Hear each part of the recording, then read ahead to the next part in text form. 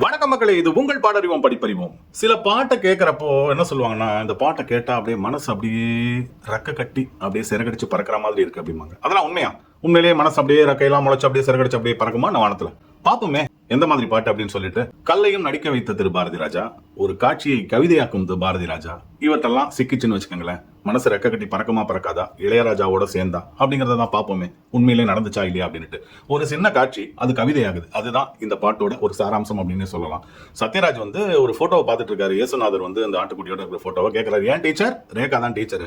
இயேசுநாதர் நம்மள மாதிரி படிக்காதவர் தான் போல இருக்கு, ஆடு மேய்ச்சிட்டு இருக்காரு அப்படின்னா, அல்ல தாஸ், அவருக்கு குட் ஷெப்பர்ட் அப்படின்னு பேரு, நல்ல ஒரு மேய்காப்பாளன். இந்த மாதிரி ஆடு இந்த மாதிரி திசை மாறி வரும், அதை அடைக்கலம் கொடுத்திருக்காரு. ஓ அப்படியா அப்படிங்கிறாரு. உடனே ரேகா கேட்கறாங்க, ஏன் தாஸ் இதே மாதிரி ஆடு திசை மாறி உன் கையில வந்ததுன்னா என்ன பண்ணுவா? அடிச்சு பிரியாணி தான் டீச்சர் அப்படிம்பாரு. அதே நானா இருந்தா டீச்சர், அதே ஜெனிஃபரா இருந்தா முடிஞ்சு போச்சு. ஒரு காதலை இதற்கு மேல ஒரு அழகா சொல்ல முடியாது, ஒரு கவிதை தனமா சொல்ல முடியாது அப்படிங்கிறதுக்கு ஒரு உதாரணம். டீச்சர் அப்படின்னோடனே அந்த மேல அந்த ஓட்டு வீட்டுல இருந்து ஒரு 10-15 பறவை பறக்கும். எஸ் ஜானகியோட ஒரே ஒரு சவுண்டு தான், அடியாத்தாடி, முடிஞ்சு போச்சு.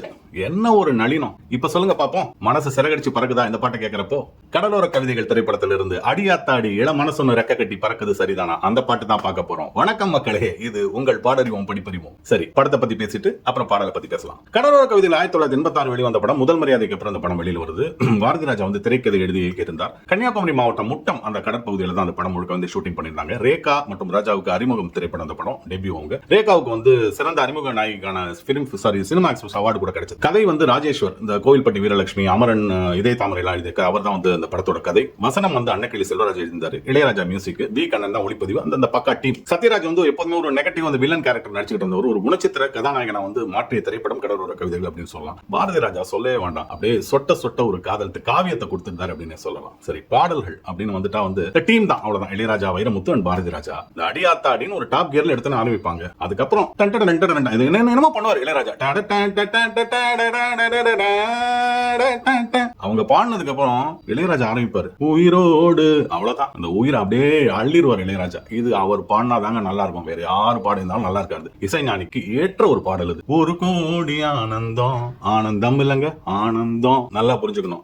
முட்டம் சின்ன பதாசு பெருசா படிக்காதவர், ஜெயில இருந்து வந்திருப்பாரு. இவற்றெல்லாம் நம்ம அந்த பெரிய ஸ்பஷ்டம் எதிர்பார்க்க முடியாது. ஆனந்தம் அப்படின்னு பாடல் முழுக்க அந்த இன்டர்லூட்ஸ் எல்லாம் மியூசிக், அதுவும் மனசு திருப்பியும் ரெக்க கட்டி சிறகடிச்சு பறக்கும். அதெல்லாம் தான் இந்த பாடலோட ஒரு சிறப்பம்சம் அப்படின்னு சொல்லலாம். இந்த கடலோட சேர்ந்து அப்படியே நம்மளும் அப்படியே மூச்சு திணற வைக்கும் இந்த பாடல் அப்படின்னு சொல்லணும். அந்த இதெல்லாம் பாத்தீங்கன்னா சரணத்துல எல்லாம் வரும், தாகப்பட்ட நெஞ்சுக்குள்ள ஏகப்பட்ட சந்தோஷம், சந்தோஷம் இல்ல சந்தோஷம் இல்ல சந்தோஷம், தாகப்பட்ட நெஞ்சுக்குள்ளே ஏகப்பட்ட சந்தோஷம், ஆனந்தம் தான் சந்தோஷம். இதெல்லாம் தான் அந்த ஒரு நெய்தல் நிலத்திற்கான அந்த ஒரு இளையராஜா அமைத்த ஒரு அழகான விஷயம் அப்படின்னு சொல்லலாம். ஒரு ஃபோக் சாங்னா ஈஸியா பிடிச்சிடலாம், இல்ல ஒரு வெஸ்டர்ன் சாங்னா பிடிச்சிடலாம். பட் ஒரு கடல் பகுதியில் ஒரு பாட்டுனா ஐலேசா ஐலேசா ஏலேலோ அப்படிங்கிற மாதிரி இந்த மீனவர்கள் பாடுற மாதிரி தான் இருக்கும். பட் ஒரு முட்டம் சின்ன பதாசு, ஒரு ரவுடி, அவருக்கும் ஒரு படித்த டீச்சர் ஜெனிஃபருக்கும் ஒரு காதல் பாட்டுனா எப்படிதான் அந்த மனுஷனுக்கு தோணுச்சுன்னே தெரியல. இதுவா இருக்கட்டும், இல்ல கொடியிலே மல்லிகை பூவா இருக்கட்டும், எவ்வளவு அழகாக கொடுத்திருந்தார் அந்த பாடலை பொறுத்த வரைக்கும் அப்படின்னு சொல்லலாம். இன்னொரு இளையராஜா பிடிச்சா ஒரு பாட்டு நாயகன்ல தென்பாண்டி சீமையிலே மாதிரி ஒரு இந்த படத்துல இந்த பாட்டு அந்த ரீரெக்கார்டிங் படத்துல சந்தோஷ காட்சிகள்லாம் அப்படியே அப்படியே ஜம் ஜம் ஜம் விட்டுப்பாரு